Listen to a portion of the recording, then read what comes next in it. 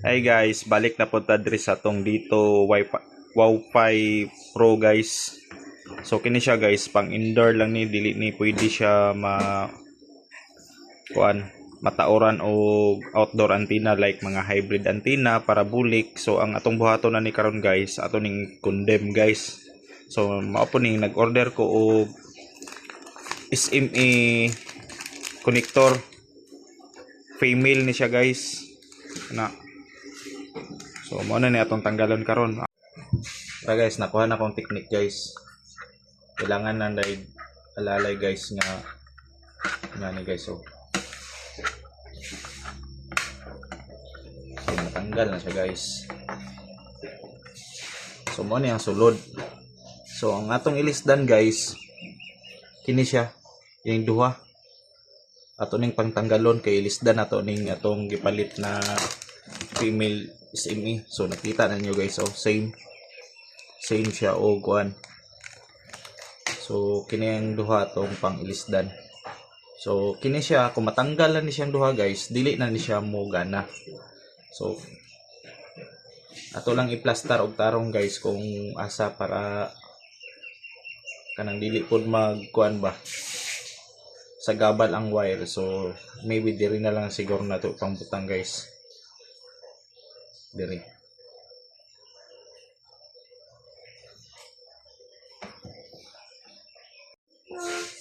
So tanggalon sa nato ni siya guys kay basig tamaan ba kay magbangag man ta diri. Magbangag man ta diri, so tanggalon sa nato ni. So isa lang ang screw ani guys. Ini lang oh. Tanggalon sa nato ni.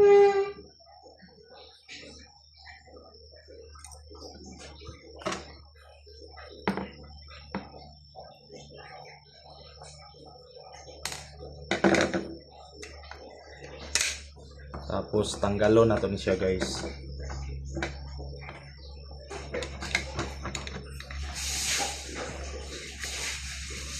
So dali lang man pagtanggal.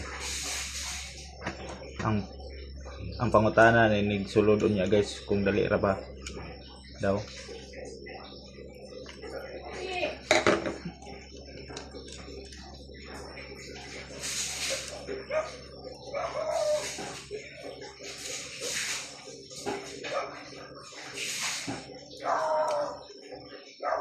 Kailangan murag mo pitik na siya guys. Okay, dali lang manday guys. Tanggalon sa nato ni guys ning duha para dili sa gabal. So sa pagtanggal ni guys, hinahinayon radyo nato na guys kay bisig madaot hinuon ba. Alalay lang dito. Mas nindot ani nay puder. So tanggal na siya guys.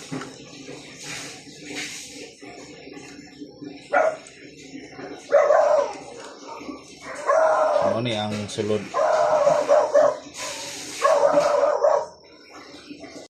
So ang problema na ko ron mga idol, dili na ko makit-an ang akong barina.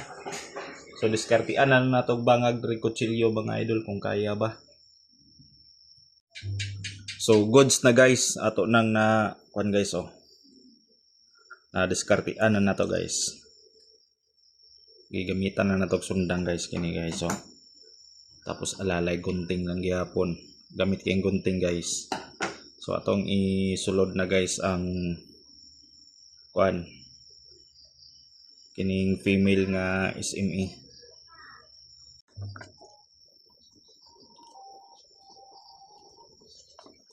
Yun. Pasok na pasok. Yun oh. Tapos tangan na to og washer.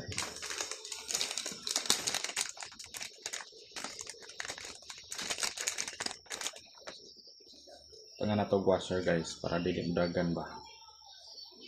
Tapos lock ba yun.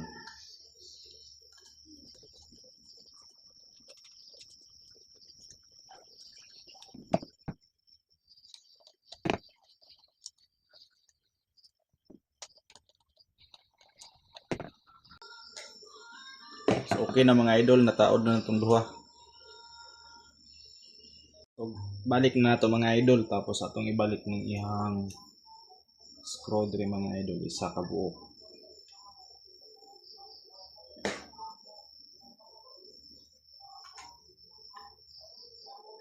dapat ma-plaster na tong tarong mga idol ha.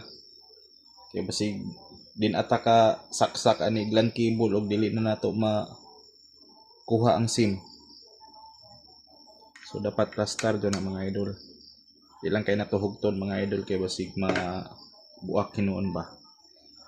And then ibalik na nato ni mga idol. Kini natong ipangsampak mga idol.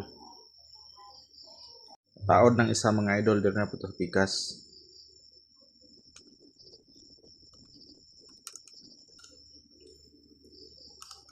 Kailangan og pasensya. Taas nga pasensya mga idol. Comment daw mo mga idol unsay diskarte yun. Yung piti na mga idol. Finally mga idol manajud ta sa tong pag-convert ani mga idol no. So i-try na to karon mga idol kung magka-signal ba kay kaganina mga idol. Akong i-try wa joy internet mga idol. So i-try na to ron mga idol. Kung maka-internet na bataan ni. Grabe mga idol na maka-amaze ba. So wala na siya nag-red mga idol ang bar indicator. Pero akong gitry ganina mga idol. Nagka-internet pud ba mga idol. So effective ning mangingani mga idol oh. So may balik na po siya pula mga idol. So inikawala na mga idol. Mag speed test ko mga idol akong i-try. So kini mga idol wala dyan sa signal na mag-red. Pero maka-adapt na siya mga idol signal mga idol. Kaya na ako speed test ron taod-taod mga idol ha inikawala na yung red mga idol. So connected ko aning oxnet.com mga idol. So mao ni ang 5G niya mga idol. So mag speed test ko mga idol. So kita nyo mga idol. Kaganina mga idol wala jud internet mga idol. Kaya nagpula lang jud siya mga idol. So how much more mga idol kung mabutangan nato ni og outdoor antenna. So kana lang mga idol daghan kayong salamat.